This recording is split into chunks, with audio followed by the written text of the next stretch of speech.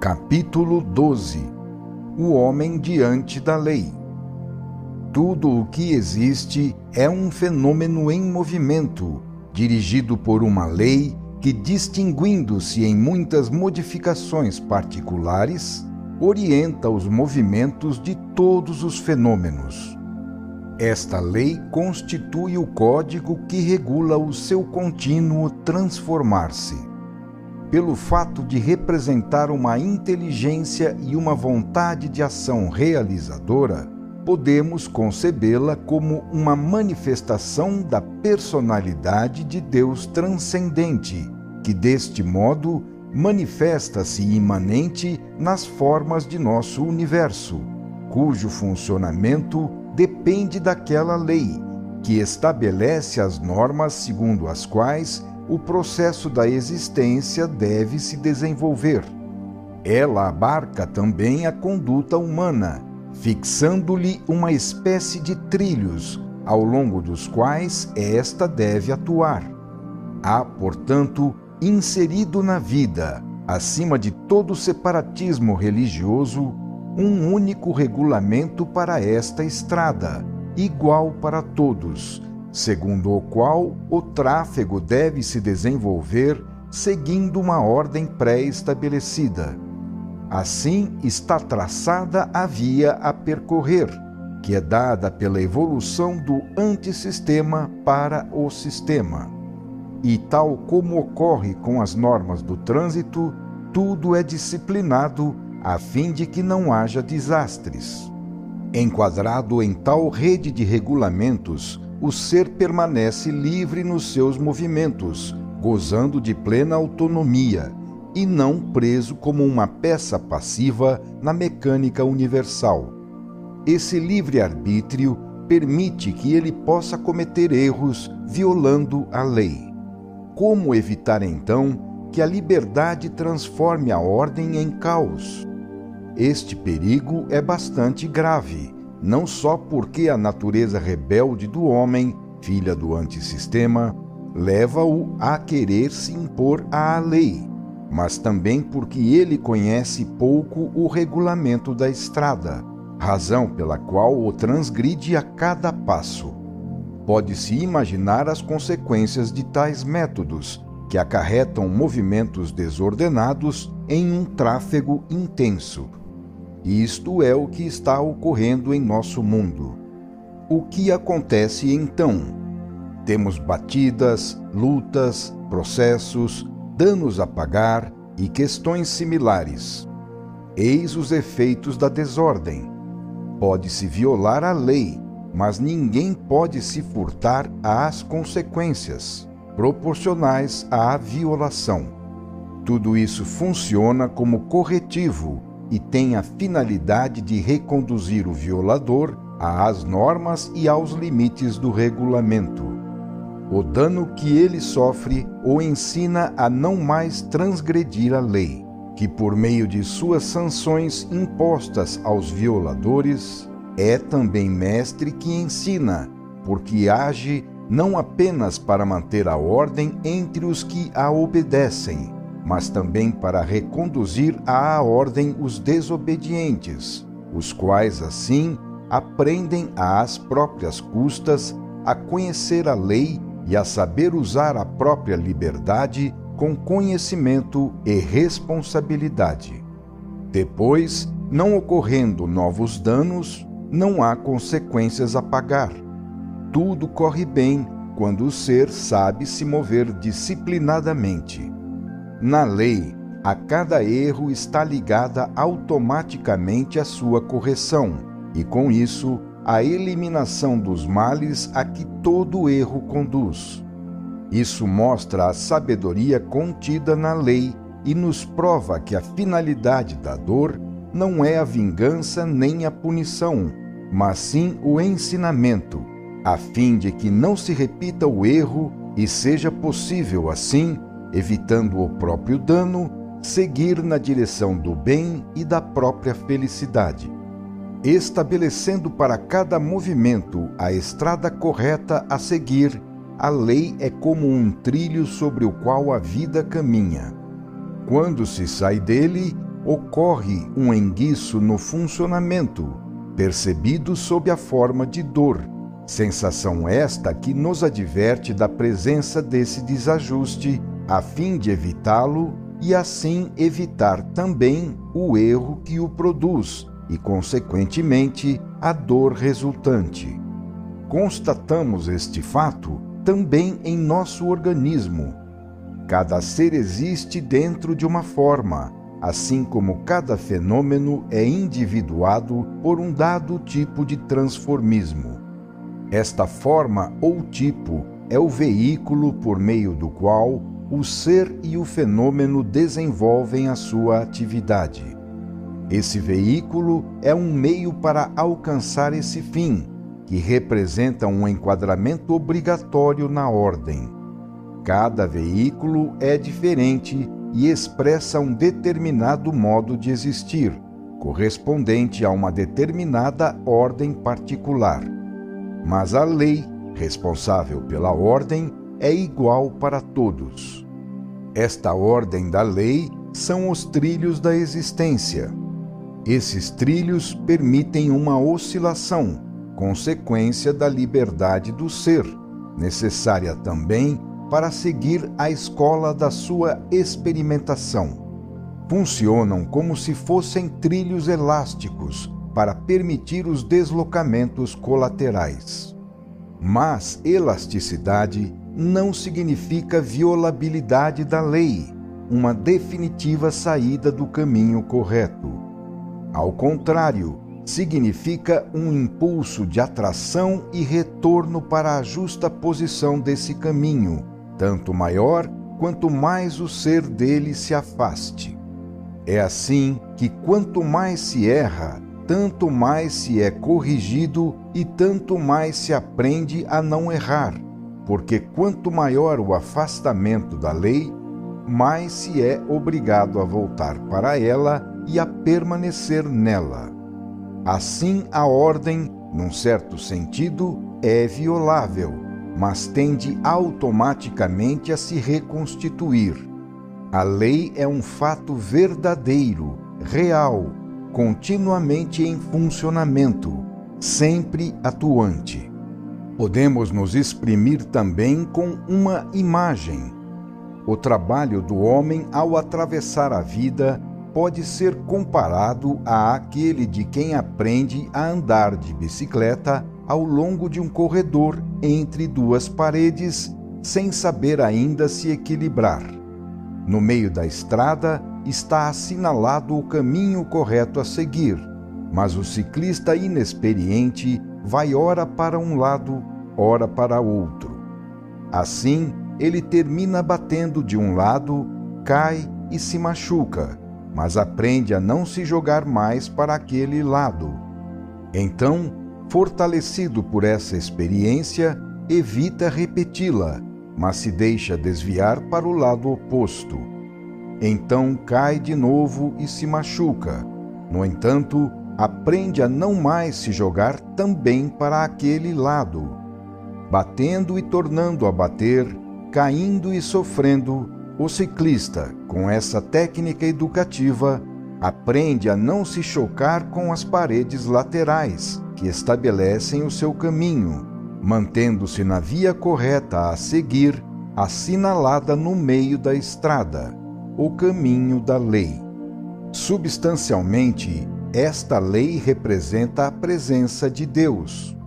Sem aparecer, ela mantém o ser enquadrado num sistema de forças que o obrigam, por meio de ações e reações, a transformar por si mesmo, queira ou não, tenha ou não consciência disso, o erro na sua correção, o mal em bem, a dor em felicidade.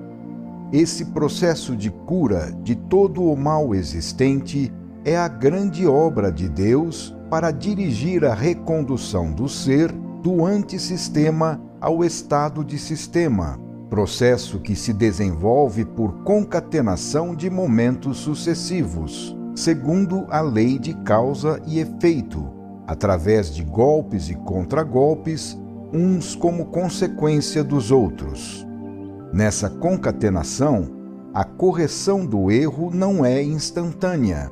Porém, uma vez semeado o mal, inicia-se o ciclo que o leva a produzir seus tristes frutos, definindo-se a trajetória do seu desenvolvimento, que pela velocidade adquirida resiste, e se não for corrigida por um impulso contrário, não se apaga enquanto não se exaurirem seus efeitos. É assim que a humanidade vai arrastando seus pecados por milênios, até conseguir digeri-los e se livrar deles. Muitas vezes é necessário um tempo longuíssimo antes de poder neutralizar os erros cometidos contra a lei. E pode-se até imaginar a natureza de tais erros, uma vez que são cometidos por um ser situado no antissistema, nos antípodas da lei. Para explicar melhor, tentemos concretizar, focalizando o problema de um caso particular a título de exemplo. O eterno antagonismo entre ricos e pobres deriva do fato de haver sido a coexistência, desde o princípio, assentada em posição invertida, tipo antissistema. O pecado originário ocorreu em razão de não ter sido a convivência baseada no acordo e na recíproca compreensão, mas sim no egoísmo e, portanto, na luta e no atrito. Assim, ricos e pobres, em vez de se ajudarem e se entenderem, buscaram se organizar em dois grupos, um contra o outro. Por terem assim se dividido, foram lançados em caminhos opostos e iniciaram duas trajetórias divergentes, que não tendem a se resolver através da colaboração, já que o triunfo de uma só se consegue com o arrasamento de outra. Aplicando ambos o mesmo princípio, de tudo para si, o rico procurou subjugar o pobre, enquanto o pobre, sempre que lhe foi possível, vingou-se do rico. Os dois têm as suas culpas, e caso se queira ser imparcial, é necessário reconhecê-las em ambas as partes. Suas trajetórias já foram lançadas nessa direção. Em vez de tentarem cobrir o mal, os ricos, detentores do poder e da cultura, tinham o dever de assumir a iniciativa de corrigi-lo. Entretanto, o rico buscou escondê-lo, a fim de que não fosse percebido e, assim, pudesse impunemente continuar a gozar as vantagens de sua riqueza. Para estar de acordo com o Evangelho e salvar a alma, o rico inventou o sistema da esmola, que deixa o pobre tal qual ele é, à mercê da beneficência do rico, sem uma educação para trabalhar e produzir, mantendo-o como seu servo, sem direitos nem independência. O sistema de caridade e beneficência paternalística é de fato muito conveniente para o rico, porque enquanto implica na superioridade e magnanimidade de quem é generoso, satisfaz o seu orgulho, sem acarretar na imposição de qualquer laço, porque o deixa livre para distribuir benefícios segundo seu capricho. Entretanto, aquele que recebe torna-se devedor e fica obrigado à gratidão. Com esse estratagema, foi encontrada uma forma de escapar aos próprios deveres, mas salvar as aparências, parecendo justo e não fazendo sacrifícios. Por sua vez, a resposta do pobre tem sido se curvar moralmente, levado pela inércia de quem se habituou a mendigar, e também se voltar à multiplicação demográfica, que leva ao assalto por força de brutal massa de carne. Agora, porém, cada um dos dois grupos já se lançou ao longo de sua trajetória. Para se deter e mudar de itinerário, seria preciso anular toda a velocidade, fazer a marcha a ré e iniciar outra trajetória. Seria necessário destruir as antigas posições, efeitos das causas já assentadas e semear novas causas diferentes. Quando se cometeu um erro e se insistiu nele, as consequências não se desfazem facilmente, porque já se formou a relação causa e efeito que vai sempre gerando novos elos. Assim como numa corrente, cada anel se liga ao outro. É preciso desfazer o emaranhado, neutralizando o impulso. É preciso reabsorver todo o mal feito, substituindo-o com criações de tipo contrário. A experimentação mal dirigida é assimilada pelo inconsciente, fixando na personalidade qualidades maléficas. Em tais casos, pode-se ver quão longo e cansativo é o caminho da recuperação. O desenvolvimento da evolução é um gigantesco trabalho de reconstrução, a fim de corrigir o maior erro do passado, a revolta, que originou a queda no antissistema. É fundamental o conhecimento desta lei, que é o próprio Deus e preside o desenvolvimento de nossa vida. Segui-la representa a nossa salvação, violá-la é a nossa perdição. Ela é o código do funcionamento orgânico do universo, disciplinando tudo, da matéria ao espírito. Por meio de todo o transformismo fenomênico que constitui a evolução, a lei define o caminho de retorno que vai do antissistema ao sistema. A lei não é coercitiva, porém, embora respeitando a liberdade do ser, ela o persegue, expulsando-o do antissistema através da dor e atraindo-o para o sistema através da alegria. Portanto, a lei atua indiretamente. A evolução não é uma realização ociosa, mas sim uma vontade obstinada, uma tendência constante a se realizar. Se a liberdade do ser levanta obstáculos para deter sua atuação, ela continua a agir, restringindo-os e contornando-os para superá-los.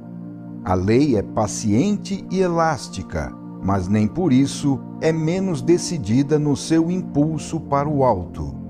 Conhecemos tão pouco esta lei que não a levamos em consideração. Não obstante isso, ela funciona a cada instante para todos, sem jamais parar, sempre presente à nossa volta, dentro de nós. Nós a respiramos e devemos vivê-la, porque ela é a nossa vida e dela somos feitos. A lei é Deus. Ela funciona em todo lugar, até nas mais longínquas galáxias, do cosmo ao átomo, da matéria ao espírito, em todas as dimensões do ser, mesmo nas profundezas do inferno, tanto no antissistema como no sistema, sempre ativa, lógica, boa e justa, para sanar e reconduzir tudo do caos à ordem, do mal ao bem, da dor à alegria, do ódio ao amor. A lei funciona em todas as possíveis posições do ser, em todas as alturas ou níveis de evolução, que vão do antissistema ao sistema, e embora seja diferente em cada ponto, permanece sem contradição, sempre verdadeira e sempre a mesma para todos. Ela é sempre justa, seja quando funciona no nível animal, seja quando funciona no nível angelical, agindo em proporção à natureza do indivíduo, à sua sensibilidade, compreensão e necessidade evolutiva, adaptando-se a tudo isso para atingir seus fins. São as qualidades do ser que estabelecem a forma em que a lei se manifesta. Ela sabe responder a todas as chamadas com a mesma linguagem, assumindo todas as posições segundo a situação do ser dentro dela. Vemos dessa forma que ela permanece a mesma, igual para todos, funcionando diversamente para o justo e o injusto, o evoluído e o involuído, o santo e o delinquente, o anjo e a besta. Quem inicia os movimentos é o ser, usando a sua liberdade. A lei simplesmente responde, como se continuasse o mesmo movimento, mas assumindo a sua direção, que se transfere então para suas mãos. Assim, o movimento passa da sua livre fase de causa à fase determinística do efeito. Ocorre, porém, que a lei comporta-se diante do indivíduo segundo a natureza e a posição evolutiva dele. É ele que, com o seu tipo de ação, aciona o julgamento da lei, provocando uma correspondente reação. E a lei, que as contém todas, devolve ao ser a reação correspondente à ação que a provocou. Esta lei representa o sistema, que a revolta não pôde destruir. É a presença de Deus no antissistema. Mas já vimos que o instinto do homem no antissistema é a rebeldia, que o leva a tentar enganar a lei do sistema para tomar o seu lugar. Então, a lei lhe paga na mesma moeda, fazendo retornar sobre ele a mesma fraude com a qual tentou violá-la. Mas a lei não frauda ninguém, ela apenas restitui o que recebeu, refletindo de volta e devolvendo ao emissor aquilo que lhe foi lançado. Eis porque a vida é cheia de enganos e ilusões. É o próprio homem que as fabrica, e não a lei. O que mais se pode colher, senão aquilo que se semeia? Quando não pode se valer da astúcia, o homem tenta fugir da lei pela inércia. Ele é levado a estabilizar de forma hereditária as suas posições de vantagem, transformando-as em instituições protegidas pelas leis. Mas nem mesmo esta escapatória serve. A lei deseja a evolução e retira os preguiçosos da sua inércia, provocando o movimento de quem está faminto e desencadeando o assalto contra as posições conquistadas, como ocorre nas revoluções. Quando a vida fica carregada de excessivas superestruturas contra a lei, esta explode e as destrói. Quando o ciclo de uma instituição, religião ou civilização se exaure, a lei a faz cair e inicia outra, a fim de que tal estrutura cumpra a sua função. Funcionando a justiça, então a fraude trai o fraudador. A estratégia da inércia não é capaz de eximir ninguém da contingência de ter que se mover, cabendo o dever de evoluir ao homem, que é livre para fazê-lo como quiser. Mas sendo ignorante diante da lei, ele comete contínuos erros, contraindo dívidas que deverão ser resgatadas. Consequentemente, estando enquadrado na lei, o homem, embora livre e ignorante, tem que aprender a conhecê-la e terminar por segui-la, se quiser evitar todas as dores que atrai com os seus erros. O fato de ter que pagar cada erro seu o obriga a desenvolver a inteligência, até chegar à compreensão da lei.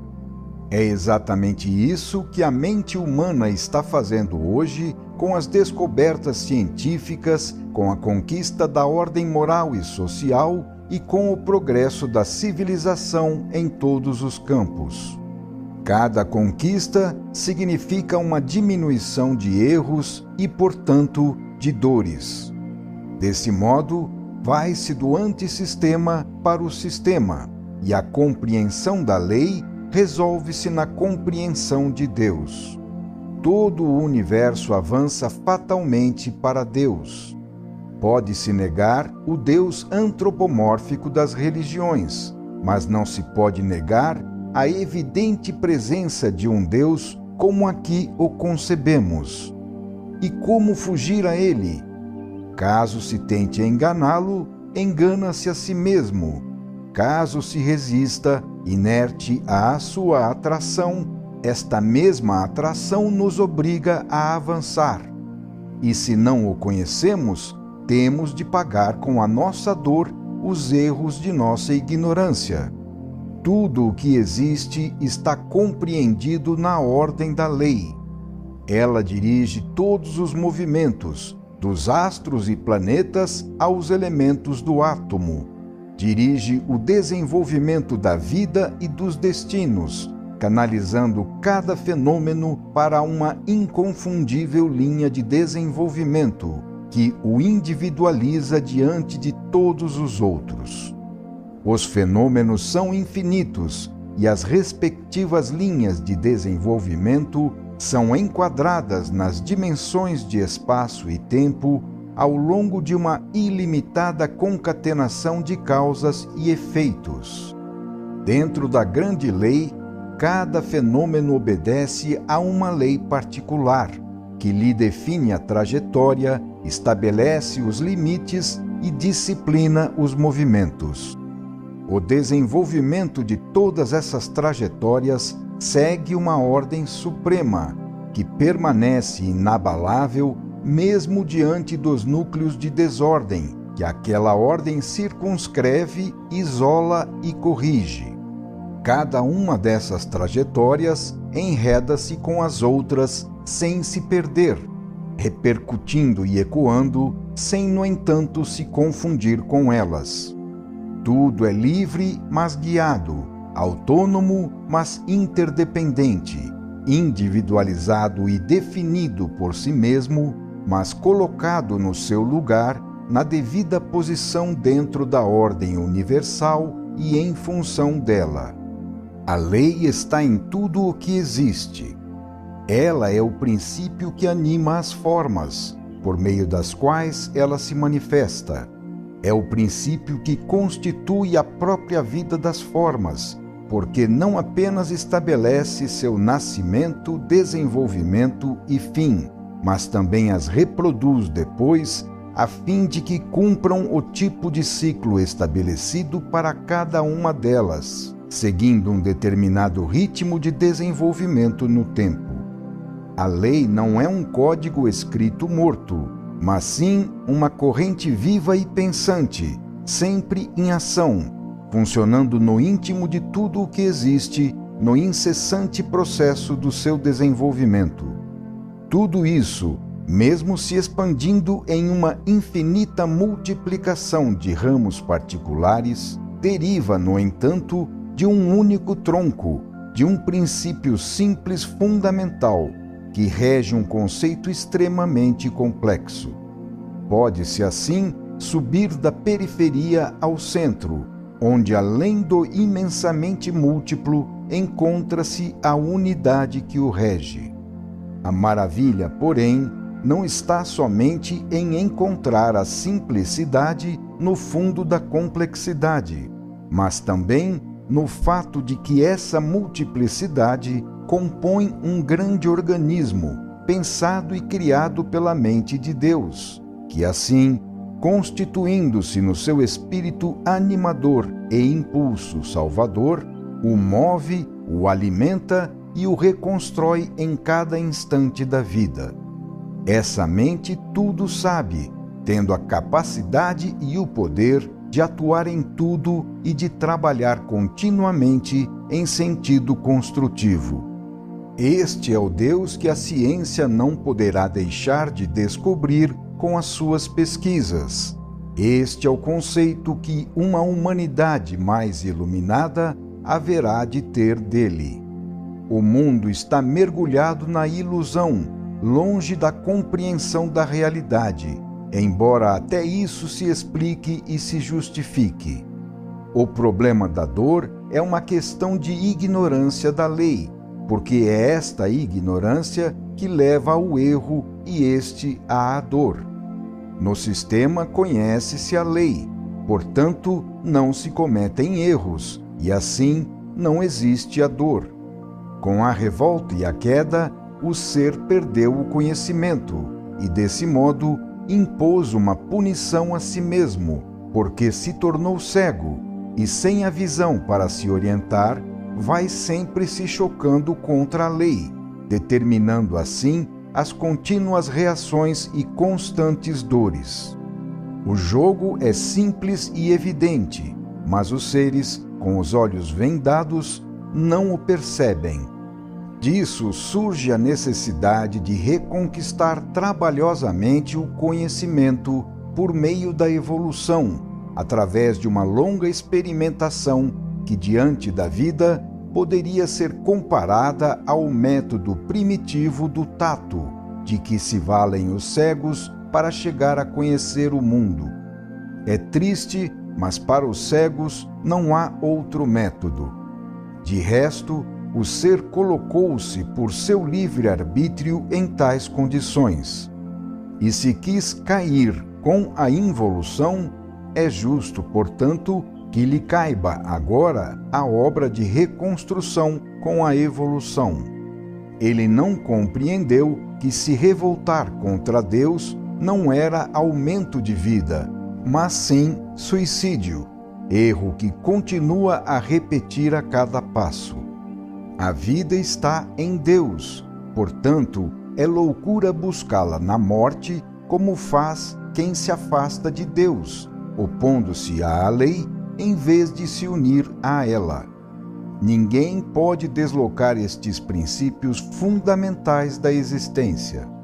Com a queda, o conhecimento afundou-se no inconsciente, no qual ficou latente e do qual é desenterrado através da experimentação da vida, feita de erros e dores. No inconsciente vão sendo armazenadas as novas experiências, assimiladas à personalidade sob a forma de novas qualidades adquiridas, que assim a enriquecem e desenvolvem.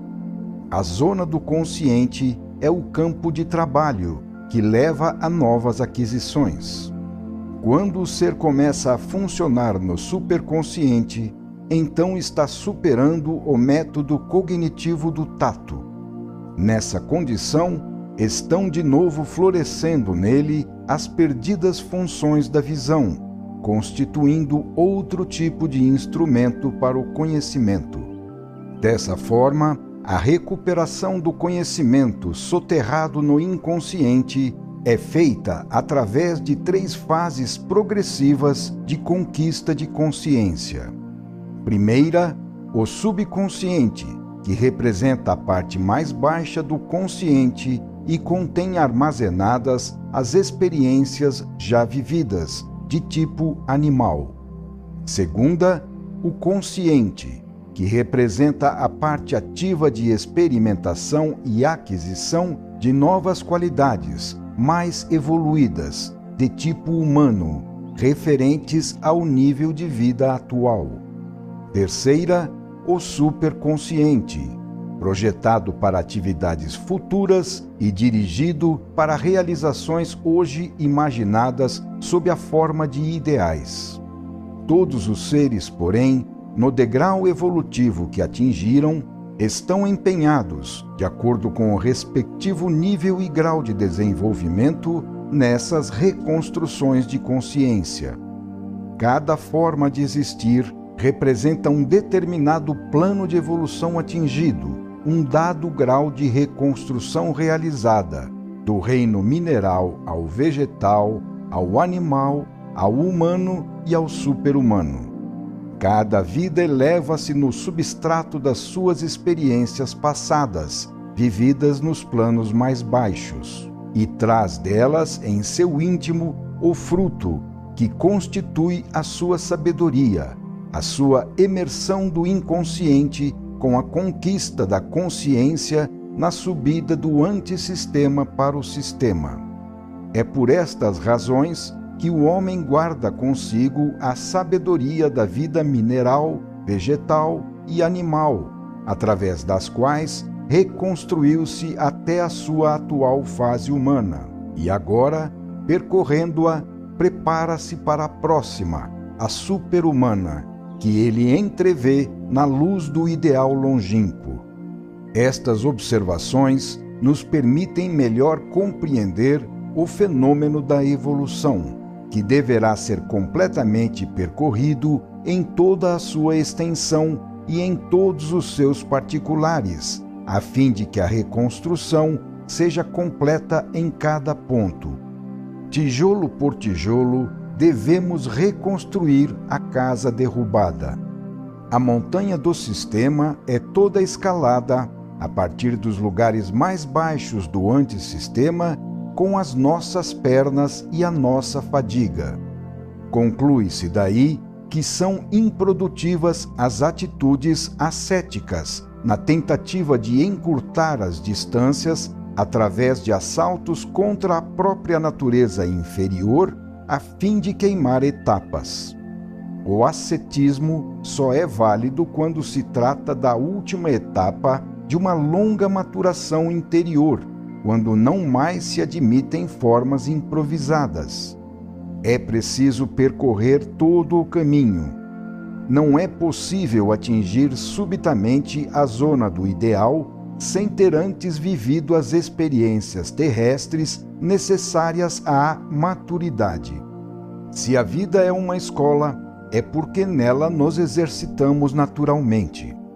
É preciso compreender que não se pode chegar ao espírito simplesmente jogando fora a matéria como se ela fosse apenas uma superestrutura postiça. Pelo contrário, é desta matéria que somos feitos em grande parte, sendo o ponto de que partimos no caminho do retorno. Ela ainda está na base de nossa natureza e ainda é o centro de atração de nossa vida. É ingenuidade pensar que podemos nos livrar dela facilmente. Tomamos então uma atitude de antagonismo em relação a ela e, no santo zelo de ascender, a agredimos como a um inimigo. No entanto, se somos feitos de matéria, ao matá-la, nos matamos a nós mesmos. É assim que um arremesso para a santidade pode se assemelhar a uma tentativa de suicídio. Não podemos matar a matéria que está em nós sem ir contra a vida, o que significa ir contra a lei de Deus. Tal matéria não morre e deve ser transformada. O trabalho da evolução consiste exatamente nesta transformação. Trata-se de uma tarefa dura, lenta e imensa. O trabalho do ser é reconduzir ao estado de sistema todo o antissistema, pelo qual ele mesmo fez sua opção. Em outras palavras, seu trabalho será espiritualizar o universo decaído, reconduzindo-o ao estado original. Se esta é a tarefa do ser, sendo esta também a estrada que a lei traçou para a evolução, tentar evadir-se dela é o mesmo que traí-la. No entanto, este é um erro no qual o ser, que se tornou ignorante por causa da queda, tende a cair com frequência, devendo sofrer, portanto, as consequências de cada um de seus erros. Na ascensão evolutiva, a lei não admite fugas fáceis do cumprimento do dever que nos compete. A estrada está toda traçada passo por passo. O progresso é um fenômeno vasto e complexo e não pode ser feito de forma unilateral. Contribuem para ele todas as várias espécies de atividade humana, todas elas interdependentes, sem que nenhuma possa se isolar da outra. O progresso espiritual está ligado ao intelectual, econômico, científico, técnico, político, etc. Cada passo adiante em qualquer ramo leva sempre ao sistema. É preciso compreender que o sistema não é uma abstração espiritual paradisíaca, mas sim um perfeito estado orgânico ao qual deve chegar por evolução o nosso universo, um estado de consciência unitária, de conhecimento e consciência, de recíproca compreensão e colaboração entre os seus elementos, de ordem e de harmonia, do qual ainda estamos imensamente longe. Com esta finalidade, é preciso trabalhar firme. Todas as experiências terrestres são necessárias, e as místicas fugas, salvo condições especiais do ser, são contraproducentes. Certos tipos de santidade do passado justificavam-se como reação a excessos bestiais involutivos, tais como matar, roubar e farrear, tão comuns naquela época. Mas num mundo onde se tende sempre mais a eliminar tais excessos, como no mundo moderno, feito de uma economia disciplinada de trabalho e consumo, a pobreza de São Francisco não tem mais sentido e não é mais virtude. A tendência para descer ainda continua hoje, mas de outras formas. Explica-se essa tendência pelo fato de que a evolução é uma cansativa subida do antissistema ao sistema, e subir é difícil. Porém, enquanto a descida é fácil, demorar-se no passado é repouso. De fato, aqueles que invocam a liberdade a entendem como liberdade de fazer o mal, dando vazão à sua natureza inferior, e não como liberdade de fazer o bem. Entendem a liberdade no sentido de utilizá-la para o gozo animalesco e não para a ascensão espiritual.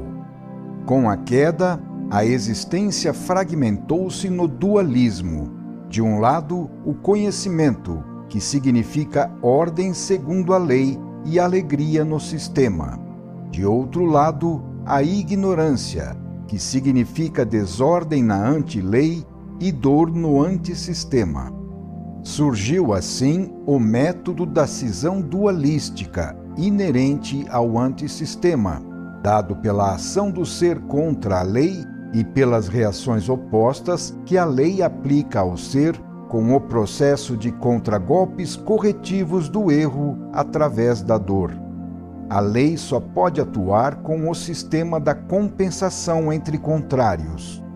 Assim, a sua justiça é estabelecida pela reação contra a injustiça. Explicando melhor, quem rouba à lei endivida-se primeiro, mas depois paga obrigatoriamente, de acordo com a justiça.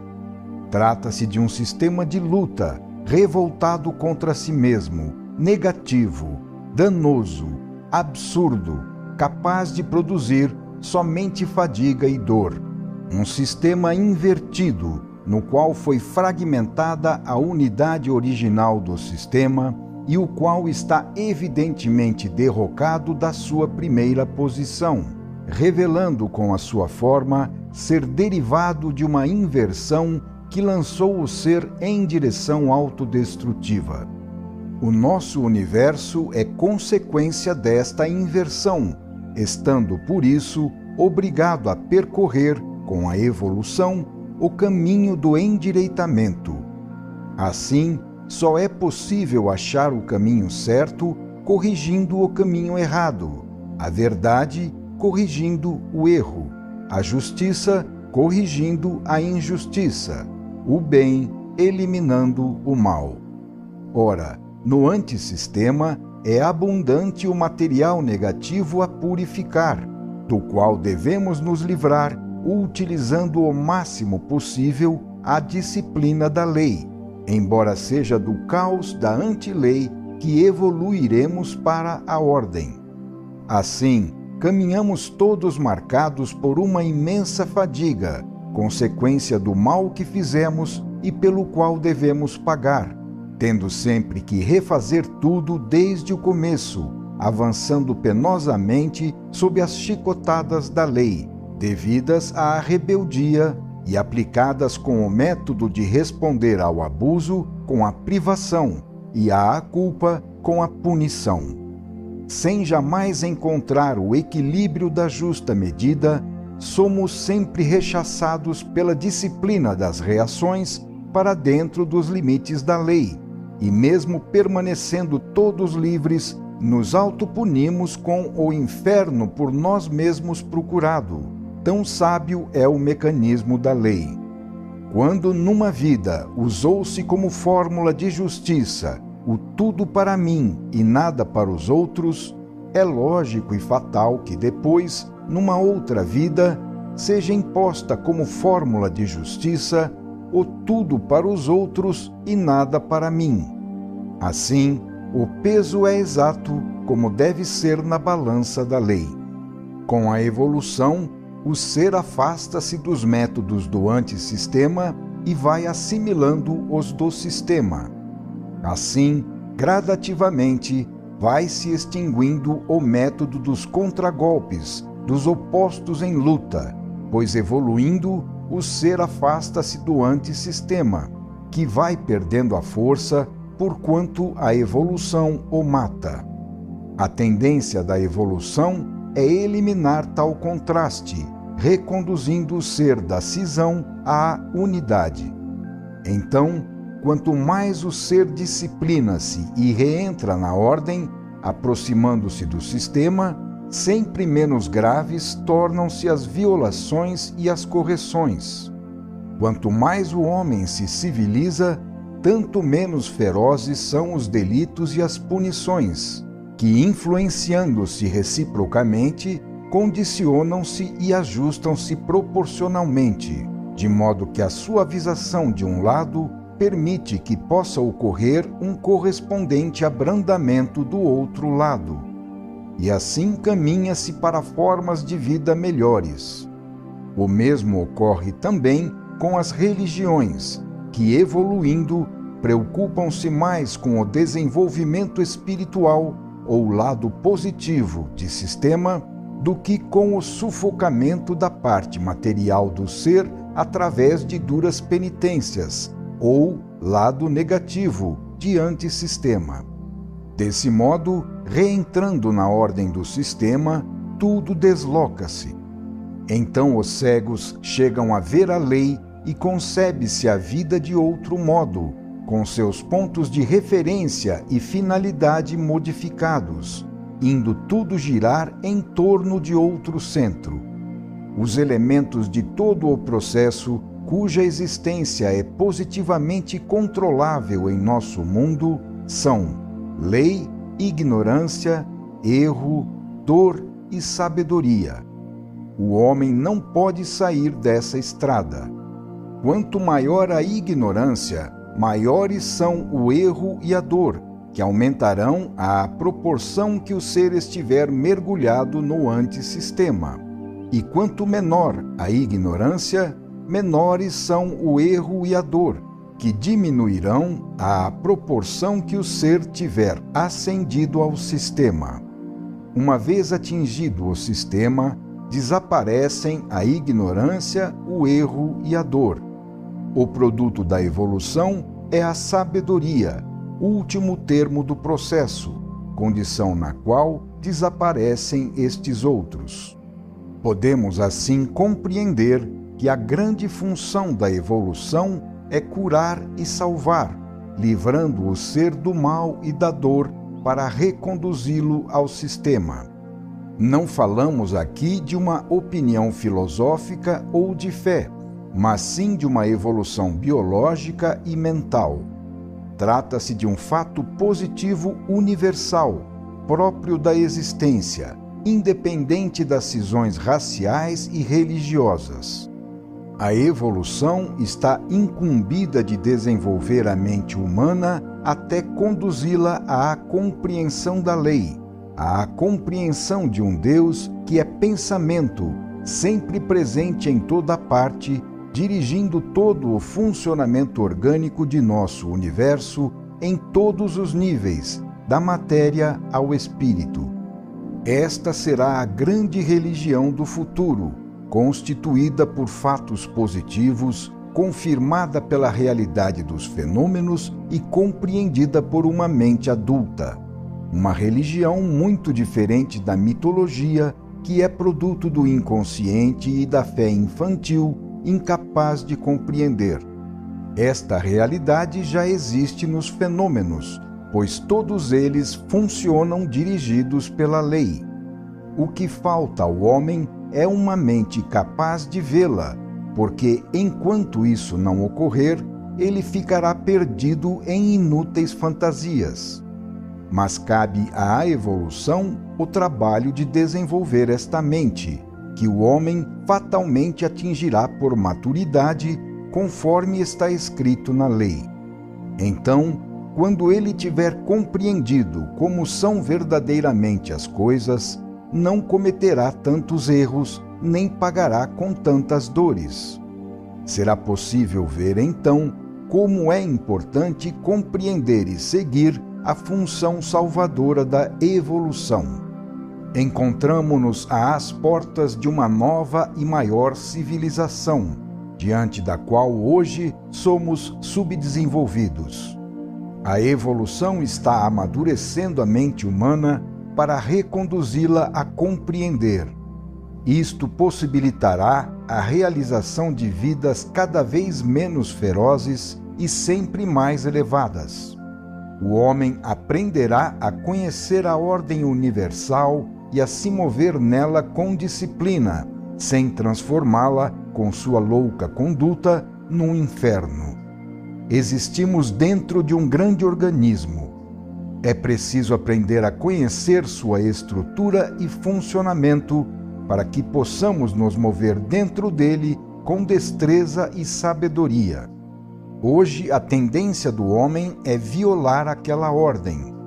Ora, quando qualquer elemento sai do lugar, a vida grita ofendida e a dor surge naquele ponto, porque essa desordem é um atentado contra ela. Aquela dor é uma campainha de alarme que adverte do erro e tende a fazê-lo cessar, obrigando a reentrada na ordem, porque enquanto isso não ocorrer, o alarme continua.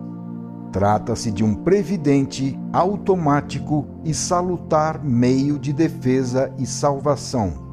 A sabedoria da lei deu à vida os meios para se proteger, garantindo sua conservação e desenvolvimento. Então o violador, para afastar a dor que sucede ao erro, é obrigado a reparar, às suas custas, o mal feito, que não pode ser eliminado senão o reabsorvendo com o esforço de uma severa disciplina. A grande descoberta da futura humanidade consistirá no fato de que ela se dará conta da presença dessa lei e conseguirá ver o seu funcionamento em cada detalhe, desde os grandes fenômenos cósmicos aos pequenos acontecimentos de nossa vida cotidiana. Assim, a fase de inconsciência na qual vivemos atualmente, ignorando as consequências de nossa conduta, produto de uma moral derivada dos instintos e não do conhecimento, será superada. Então, será possível prever o resultado de cada ato nosso e nos guiarmos com inteligência para evitar tantos desgostos. Será possível calcular a trajetória de cada destino e examinar as forças que estão em funcionamento a fim de conhecer a natureza e o desenvolvimento do destino de cada um. Será possível, assim, descobrir onde e de que forma realiza-se infalivelmente a justiça de Deus. É absurdo pensar que o desenvolvimento em curso de uma trajetória possa ser detido com a morte, como imaginam não só os ateus, mas também aqueles crentes que pensam que o fim da vida desemboca na eterna imobilidade do inferno ou do paraíso. A trajetória do destino deve continuar a se desenvolver, completando a fase das causas com a fase das suas consequências. Isso deve ocorrer, portanto, em ambientes pelo menos semelhantes aos atuais, e com efeitos do mesmo tipo das causas postas em movimento na Terra, porque é óbvio que deve haver uma correspondência entre as consequências e os fatos que as provocaram, porquanto elas representam sua continuação. Tudo isso se dará por lentas transformações até se chegar ao sistema. Se o homem compreendesse tudo isso e colocasse tal conhecimento em ação, sua vida seria outra coisa. Mas ele tem nas costas todo um passado bem diverso, com o qual constituiu a sua forma mental, que ele hoje possui e pela qual é guiado. Mas ele não tem outra e também não conhece verdadeiramente a sua, à qual está ligado e a qual o faz se dirigir de modo errado, conduzindo aos conhecidos desastres. Mesmo aqui, a justiça funciona, porque seria injusto que o homem pudesse se redimir somente ouvindo um belo ensinamento gratuitamente oferecido por outros. Pelo contrário, a justiça quer que tudo seja conquistado e merecido. O ensinamento apenas em si não serve, como de fato ocorre. A lição não se dá só com palavras, mas sobretudo com a dor, que atinge cada um individualmente, proporcionada ao erro cometido e adaptada ao caso particular. O sofrimento é imposto sem possibilidade de fuga, em forma de lição obrigatória, à qual não se pode ser surdo, porque todos a entendem. Somente assim é possível realizar plenamente a justiça da lei. É claro que o instinto do homem seria fugir dessa justiça. No entanto, ele é automaticamente enredado nela, de modo que isso se torna impossível, pois a lei está dentro das coisas e, portanto, é intocável pelo homem, que, ignorante de sua essência, age apenas no seu exterior. A verdadeira direção da vida não é confiada ao homem, pois se esse poder lhe fosse confiado, a história se desenvolveria ao acaso, o que seria um verdadeiro desastre. Vemos que, pelo contrário, a vida é orientada para metas determinadas e sabe seguir o caminho necessário para atingi-las. Assim, as forças da vida são movidas pela lei de Deus, a única verdadeira inteligência que existe no universo. Mas a mente humana, quando estiver amadurecida e capacitada, poderá assumir a direção de sua vida, pois terá compreendido a lei e aprendido a saber como se mover de acordo com ela, seguindo a sua ordem e colaborando com o que chamamos a vontade de Deus. Final do capítulo 12.